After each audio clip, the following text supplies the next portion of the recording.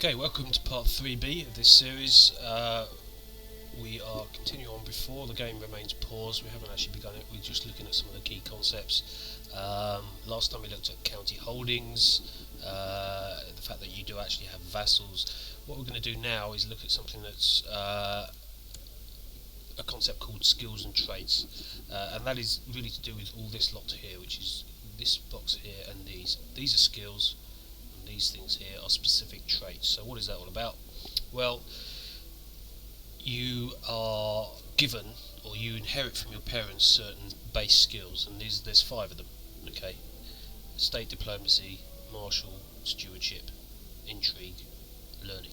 So, okay, why do we give a shit about any of that? Well, these will have an effect on various aspects of the game, both on a technology point as to how quickly you can research things, how skillful you are, to things say such as taxation.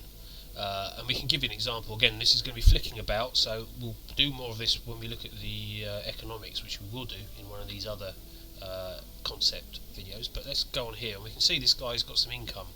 Okay, he's making 9 grand a year. This is a yearly P&L, of which some's coming from his domain, which is his county holding of Dublin, as we discussed last time, and the rest is coming from city tax, which is taxation on, if you look at this, the mayor of Dublin.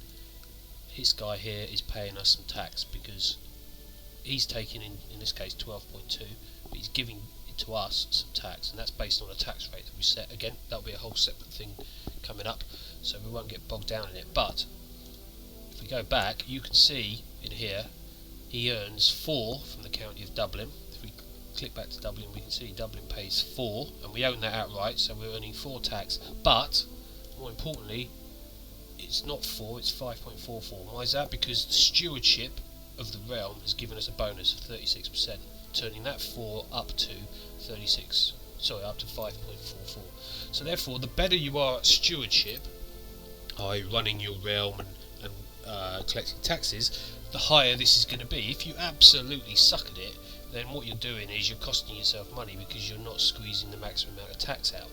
And you need tax because you need money. Here's your money up here.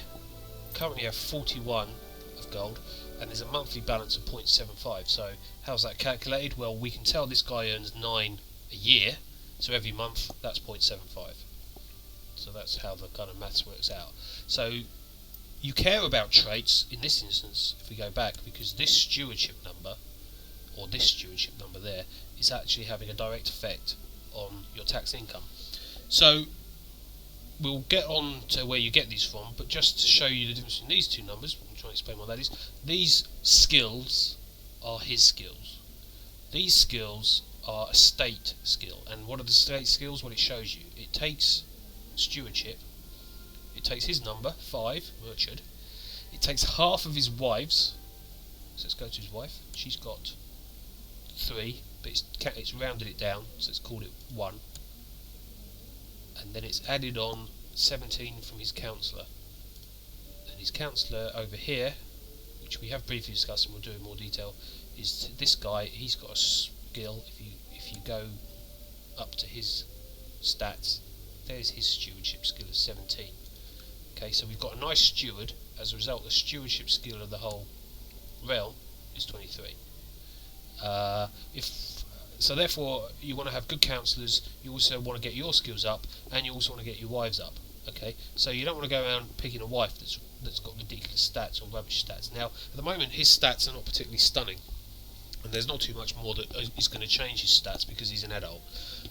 There will be some things he can, he can get ill, he can get wounded, he can become incapable. Things like that will change his stats, but there's not too much else. So what, therefore, is actually the thing that creates these base stats, because he has base stats that have been created, she has base stats that have been created at some point.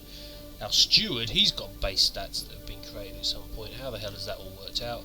Well, I guess it's through genetics, and there's 2 things. Firstly, in each of these numbers here, you have what's called a base. Let's go into diplomacy, of 3, and then an honest of +3. So how does that work out? Well, you've got base numbers are what he's basically inherited from his parents.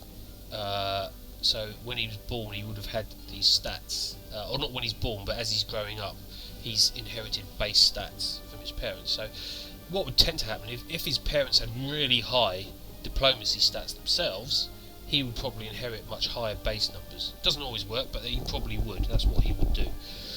So his base number would have been 3, but then he's got a +3 for honest. So where's that come from? Well, then that comes from these traits. These are specific, actual extra traits that this guy's got that his parents don't need to have had, although often they will have had.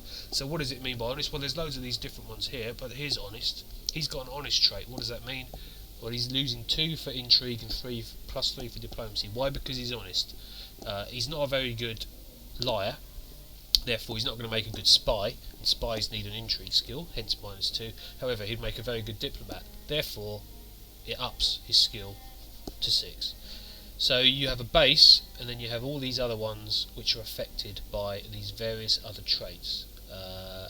He's temperate, so he gets 2 stewardship. He's a misguided warrior, which means he thinks he's a great warrior, but in actual fact he's a bit of a crap one. So he gets +1 martial. You see it up there. But then he's also lost 1 for learning as well. Okay, so this is all very fine and lovely. So why do we care necessarily? Well, one of the things you want to do as you are progressing along and you are producing heirs is you want to get the skills of your son up. If you can get the stewardship numbers up of both your son, say, and his wife, or marry him to someone decent, then his kids will also, that he produces, will have better stats. And therefore it's important to keep an eye on these, not so much for him, but for when you're picking a wife. And if we'll go into more depth again when you're picking a wife, but let's go and look at his stats. His stats, again, so this is what he's got from his parents, alright? So, his base numbers are not particularly great, and his traits are down here. So he's paranoid, which isn't good. So again, makes him a good spy, but not a good diplomat. He's charitable, so his diplomacy increases, so you can see him all up there. Sorry, that's diplomacy, isn't it? They're charitable there. Blah blah blah. He's also arbitrary, which means he's a bit all over the shop. He's also very shy, so he's not a good diplomat. And then he's a misguided warrior. And if you look back here, his dad was also a misguided warrior. He's probably inherited that from him. So there is a genetic line that runs through. So this guy here hasn't got any kids. So when we should be looking forward and ahead to this guy producing kids. So we want to marry him. So if you arrange a marriage, you get all these options, and again there'll be more details here, but one of the options you can look at is traits. So say you decide you want his kids, which will be your grandson and the future ruler, to have brilliant stewardship. You could sort there and go, well, let's marry her. Look at her, she's got 16 as a stewardship number. Hopefully, if he marries her, any offspring he has will inherit some of that 16. Whereas at the moment, he's inherited at a base of 8, which wasn't too bad, but it'd be nice if we can inherit some of that. Plus, also maybe we'll get some of these traits. This one's a particularly good one, Midas touch, gets you +9 for stewardship. Blah blah blah blah blah. So that's the whole issue with traits, and why do you care? As you go along, a child will therefore be born, and it will be his skills and traits will be a combination of his parents. So you care when you marry to look at the skills and the traits. Once he reaches age 6, you can also then appoint a guardian, and that guardian will be the one who educates him, and will therefore have more of an impact on the skills, and will also have an impact on the traits. And one of the things that you can do is be a guardian to your own son or to your own grandson, and then you can have an impact on what traits he gets. There's a whole load of stuff that comes along in the game that impacts that. So that's basically the skills and the traits, except for one final part, which is to do with opinions. These traits here have all affected these skills, or affect a lot of these skills, but they also have another impact as well, which is that they also impact how other people view you, unsurprisingly. So let's go back to this guy here. And let's have a look. He's lustful, okay? So let's click on Dublin again, and let's have a look at, well, let's not even do that. Let's go back here and look at his 2 vassals. Right, now this number here shows the opinion that these 2 vassals have of him, and it's very important that you get these opinions up. If it's green, it's positive. If it's red, it's negative, and it can go from +100 to -100. So let's have a look at this religious fella here.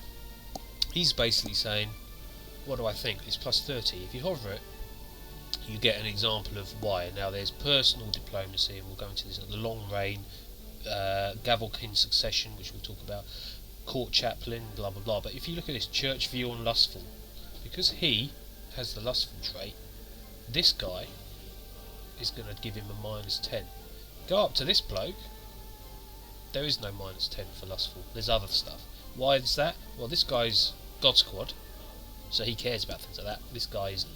So it matters if you end up not caring about what traits your son is going to get. If your son ended up with a load of these 7 deadly sins, then all these chaplains you have and bishops could end up hating you, and that matters because A, they might revolt, and B, it impacts on lots of things such as how much tax you can get off them and how many troops you can get off them.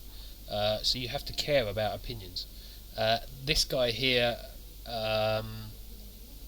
if you look, none of his traits are being affected by these, because most of the rest of them, honest isn't really going to help necessarily, humble isn't going to help, temper isn't going to help. If we look at his wife's got an opinion, but it's only 21, so it isn't again affected too much.